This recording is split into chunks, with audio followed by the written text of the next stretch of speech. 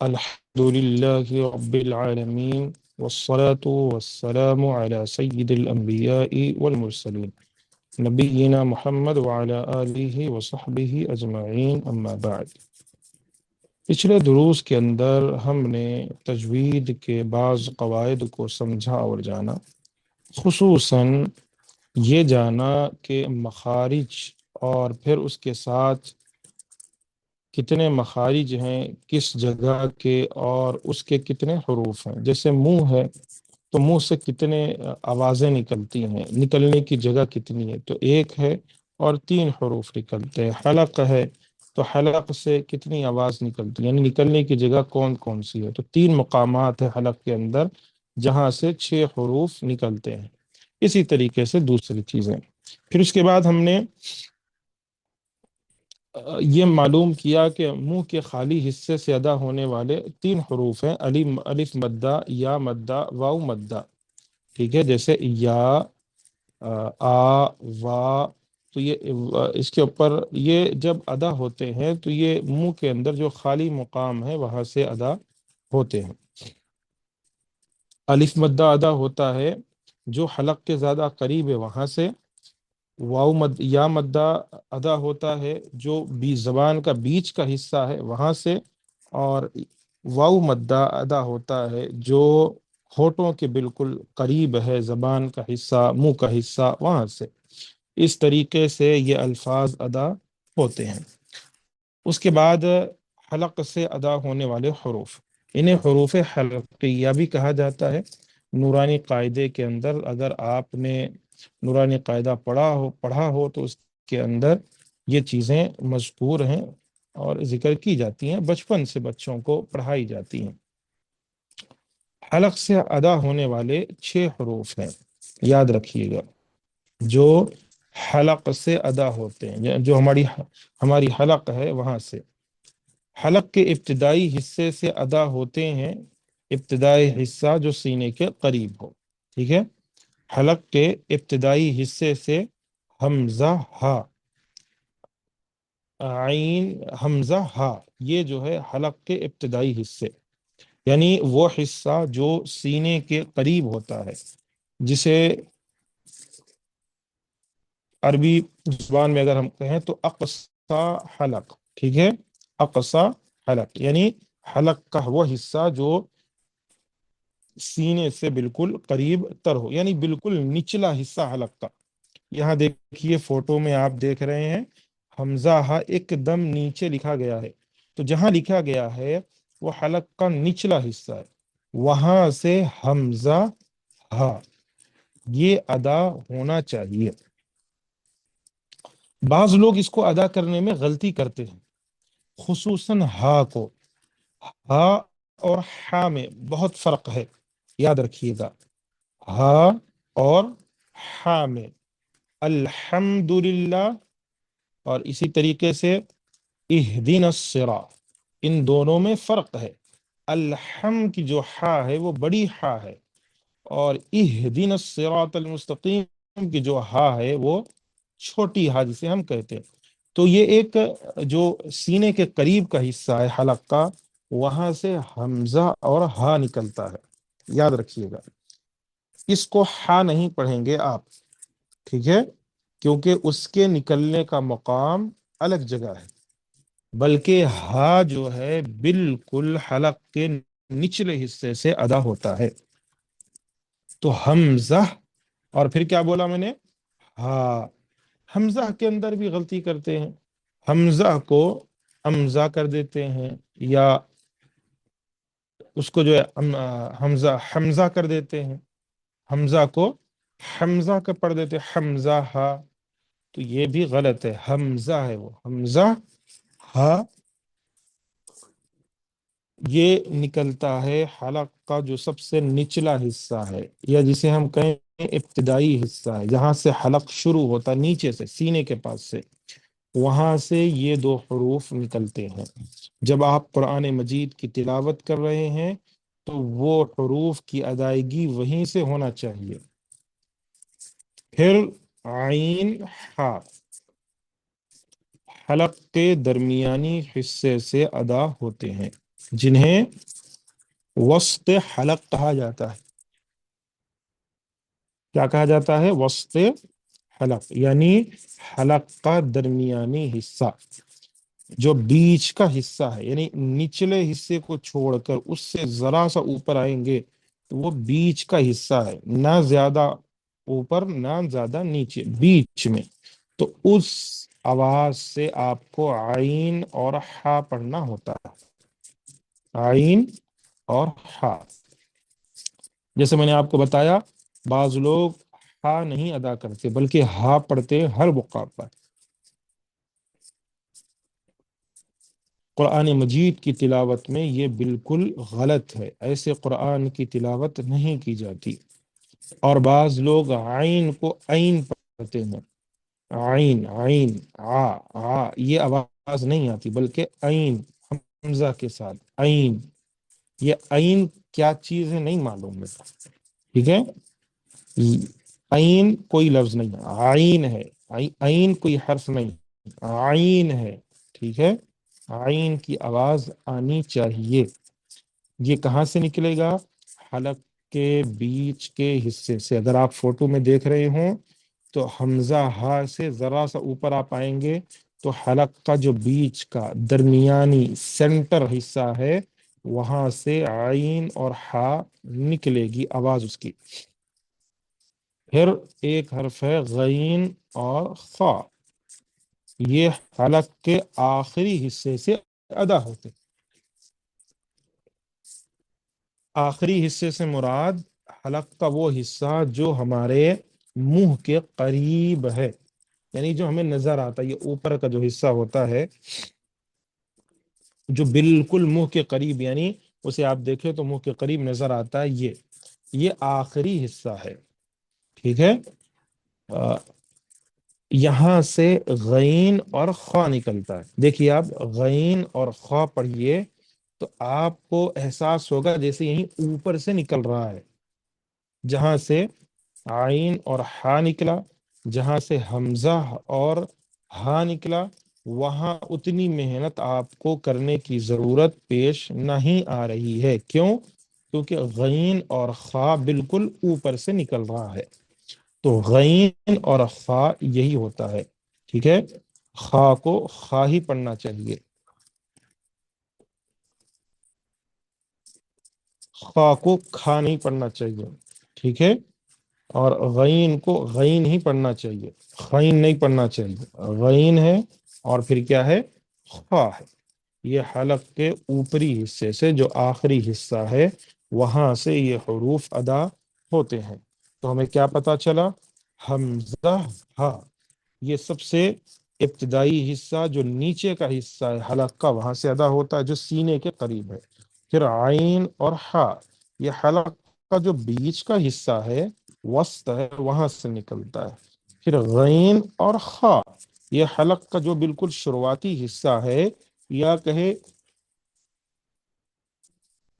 आखिरी हिस्सा है जो हमारे मुंह के बिल्कुल करीब होता है, वहां से गईन और खा जैसे मखारिज अदा होते हैं। इसके बाद जबान की जड़, वस्त, किनारा और करवट से अदा होने वाले हरूफ। जबान की जड़ एक है, वस्त कहते हैं बीच, मिडिल, सेंटर, जबान का जो सेंटर है वहां से बाज हरूफ, जबान के किनारे से जो हरूफ अदा होते हैं, और करवट यानी जबान को जरा सा बदलने से, थोड़ा सा करवट करने से, जरा सा इधर घुमाने से जो हरूफ अदा होते हैं, उसके बारे में हम पढ़ने वाले हैं। सबसे पहले कौफ और काफ, ये जबान की जड़ ऊपर के तालु को लगने से अदा होती है, ठीक है। जबान की जो जड़ होती है हमारी, वहां पर जब वो तालु को लगता है जाकर, जब वो तालु को लगता है तो वहां से अदा होता है कौफ और काफ। फोटो में देखिए, ये जो जबान की नीचे जड़ का हिस्सा आपको नजर आ रहा होगा, फोटो में दिख रहा है, قاف اور کاف جب آپ پڑھیں گے تو یہیں آپ کی زبان جا کر لگتی ہے، یہیں آ کر لگتی ہے آپ کی زبان۔ قاف، قاف کو بعض لوگ خاف پڑھتے ہیں، ٹھیک ہے، یہ طریقہ، یہ تلفظ بالکل درست نہیں ہے، بلکہ قاف کو قاف کی طرح ہی پڑھنا چاہیے۔ اگر پریکٹس نہیں ہے تو کریں، ٹھیک ہے، قاف پڑھنا، خاف یہ کوئی جگہ نہیں، خاف یہ نہیں ہے، ٹھیک ہے۔ پھر کاف ہے، کاف، کاف کو بھی کاف ہی پڑھنا چاہیے۔ اس کے اندر کوئی منمانی نہیں چلتی ہے، ٹھیک ہے۔ قد سمع اللہ قول التی، اگر کوئی پڑھے قد سمع اللہ، کیا صحیح ہوگا؟ نہیں، بالکل غلط ہے۔ قد سمع اللہ، جیسے قل هو اللہ احد، قل هو اللہ احد، اب کوئی پڑھے قل هو اللہ احد، یہ خو کہاں سے آیا؟ یہ خو تو کہیں ہے ہی نہیں۔ آپ کا جو زبان کی جڑ کا حصہ ہے اس کو جب آپ تالو کو لگائیں گے اپنے آپ قاف ادا ہوگا، ٹھیک ہے، قاف اپنے، اس کے بعد کاف ہے۔ اب زبان کی بیچ، زبان کی جو ہمارے بیچ کا حصہ ہے، سینٹر، مڈل ہے زبان کا، وہاں سے جیم، شین یا غیر مدہ، ٹھیک ہے، یا غیر مدہ، یا کے اوپر مد نہیں ہونا چاہیے، کیونکہ یا کے اوپر اگر مد ہو تو پھر آواز منہ سے ادا ہوتی ہے، یہاں سے ادا نہیں ہوگی، ٹھیک ہے، جو بیچ میں خالی گیپ ہوتا ہے وہاں سے ادا ہوتی۔ اگر یا کے اوپر مد نہیں ہے یعنی یا غیر مدہ ہے تو آواز جو ہے ہمارے حلق کے بیچ کے حصے سے ادا ہوگا، یعنی بیچ زبان اوپر کے تالو کو لگنے سے ادا ہوتے ہیں۔ پھر آگے لام، نون، را، زبان کا کنارہ، زبان کا کنارہ، جو ہماری زبان ہے اس کا جو کنارہ ہے وہاں سے کیا ادا ہوتا ہے؟ لام، نون، را، را، دیکھیے اوپر لگا ہوا ہے، نظر آ رہا ہے آپ سب کو؟ نظر آ رہا ہے، لام، نون، را۔ تو جب آپ کی زبان اس مقام پر جا کر ٹچ ہوتی ہے تو وہاں سے یہ تلفظ ادا ہوتا ہے، ٹھیک ہے، اور جب آپ اسے پڑھیں گے تو آپ کی زبان کا جو کنارہ ہے وہ جا کر وہاں لگتا ہے۔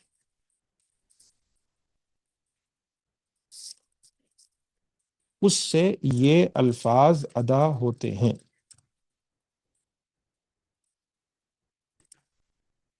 پھر اس کے بعد ضاد، زبان کا کنارہ مسوڑھے کو لگنے سے ادا ہوتا ہے، ٹھیک ہے، اوپر کا جو مسوڑا ہے، را، نون، لام میں فوٹو میں دیکھیے آپ، لکھا ہوا ہے اوپر بلیک کلر میں نظر آ رہا ہوگا آپ سب کو، جب وہ جا کر اوپر جو مسوڑا ہے وہاں جا کر ہماری زبان کا کنارہ کا حصہ لگتا ہے تب ادا ہوتا ہے، ٹھیک ہے، لام، نون، را، اس کے اندر بھی کوئی غلطی نہیں ہونی چاہیے۔ اس کے بعد ہے ضاد، ٹھیک ہے، صاد، اس کے بعد کیا آتا ہے؟ ضاد، زبان کی کروٹ، زبان کی کروٹ داڑھ کو لگنے سے ادا ہوتا ہے، ضاد۔ یہ دیکھیے، یہ جو زبان کے بغل کا حصہ ہوتا ہے وہ اس کو تھوڑا سا اگر آپ ٹلٹ کریں گے، موڑیں گے، ٹھیک ہے، ذرا سا داڑھ کی طرف لے کر جائیں گے آپ زبان کے اس حصے کو، تو آپ کو وہاں سے ضاد نکلے گا، ٹھیک ہے، ضاد، ٹھیک ہے، ایسے جا کر وہ جو داڑھ ہوتی ہے اس کو جب ٹچ ہوتا ہے تو وہاں سے ضاد والے حروف ادا ہوتے ہیں۔ تو یاد رکھیے گا کہ ہمیں اس بات کا پتہ چل گیا ہے کہ اس زبان کے ان مقامات سے یہ حروف ادا ہوتے ہیں، اور یہیں سے حروف مخارج ادا ہوتے ہیں زبان کے اندر۔ تو جب یہ معلوم چلا تو ہمیں یاد رکھنا چاہیے کہ ہمیں ایسے ہی پڑھنا ہے، ٹھیک ہے، ایسے ہی پڑھنا ہے، اس میں کوئی غلطی نہیں کر سکتے ہیں۔ یہ تجوید کے تعلق سے بعض آپ کو باتیں ذکر کی گئی ہیں۔ اب اس کے بعد اہم مسئلہ اور ہے، زبان کی نوک سے ادا ہونے والے 9 حروف، جو ہماری زبان ہے اس کی نوک سے جو حروف ادا ہوتے ہیں اس کے تعلق سے کی بات کی جا رہی ہے۔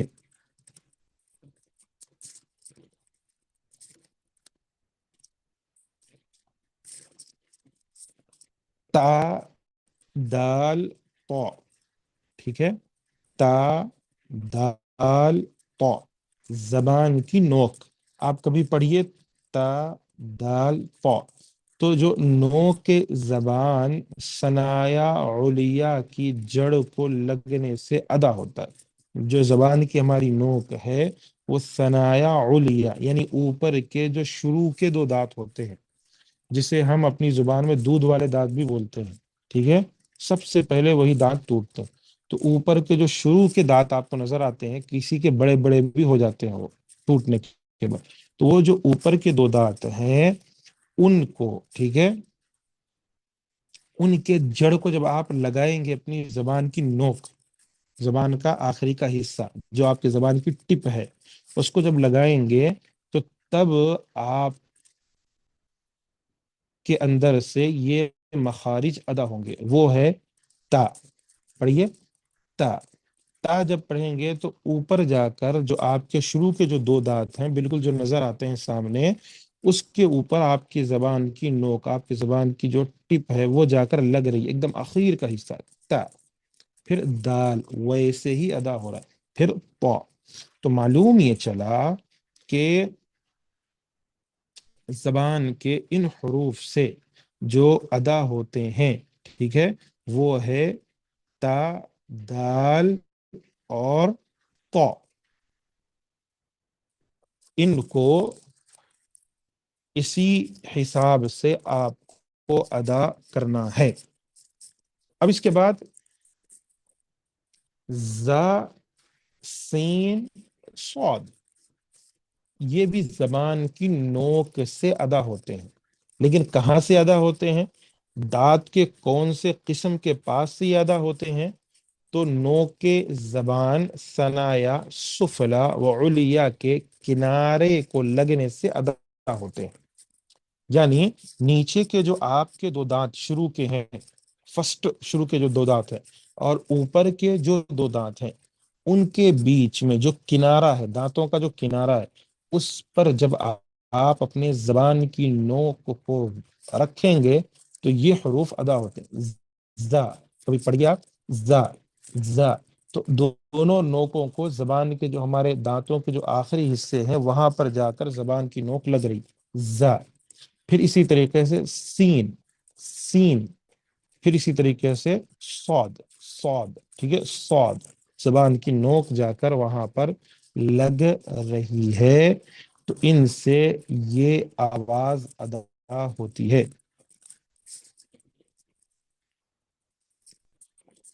اس کے بعد